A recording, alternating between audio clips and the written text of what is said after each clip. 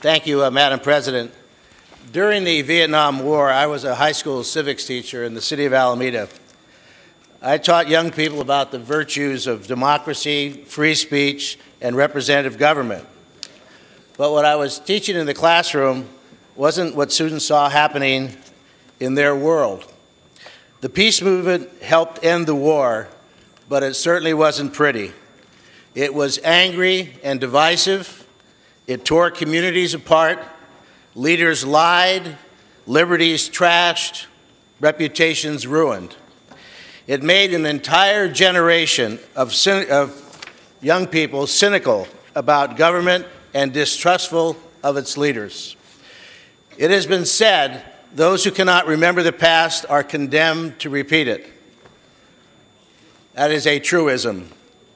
Once again, we are a nation at war, and once again, the people want peace. The Iraq War has lasted longer than U.S. involvement in World War II, which, by the way, was a war that the American people knew why we were fighting Hitler and Tojo. 3,400 soldiers are dead, and we've spent $350 billion that we know of prosecuting this war. That war is costing California dearly. We have contributed the lives and blood of more than 340 Californians. Not a week goes by on this floor when a member, Republican or Democrat, stands up to memorialize a fallen soldier, sometime as young as 18 years old.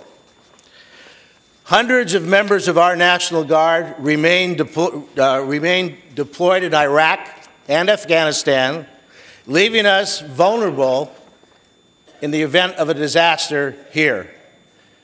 Yesterday, 100 Guardsmen from California were shipped to Fort Dix in New Jersey on their way to the Middle East.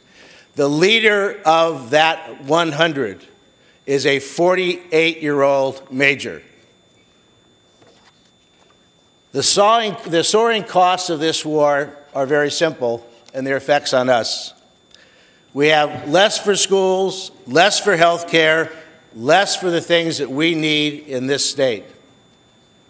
All of us have one time or another decried the effect of No Child Left Behind, a federal act on the educational quality of this state, where mandates from the federal government were not matched by money in order to provide for those mandates.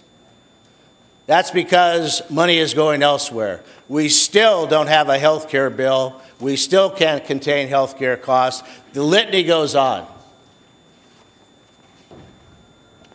People have said this isn't the state's business. We have plenty to do by ourselves. Or that somehow by speaking out, we are going to disillusion our troops, or worse still, give aid and comfort to terrorists. Well, just like war, peace is controversial. This bill does take an unusual step.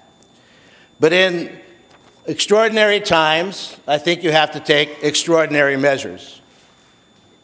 This body overwhelmingly supported placing the primary next year, the presidential primary, on February 5th, in the effort to make sure that the largest State of the Union was not the caboose in the train that was driving American presidential politics. We wanted to take our rightful place as the leader of this country. This bill simply provides an opportunity for every single Californian who chooses to exercise his or her vote on this war. I've been asked, will it have any effect? Isn't it just symbolic? California is oftentimes poked fun at as a place where trends begin. But I remind you that SB 32, global warming, is now being touted by our governor throughout the world, that California as a nation state can provide the leadership. We are getting into signed agreements, not with other states, with other countries. So we know that the burden that we share as leaders in this Senate, 40 of us out of 37 million possibilities, we have the responsibility, the obligation, but much more importantly, an opportunity to say to Californians, there is a way that we can methodically, peacefully, and systematically redress our government. We have an election, we have an opportunity. I would ask all of you in this post-partisan period to embrace this opportunity and allow the voters of this state to have their voices heard. Thank you.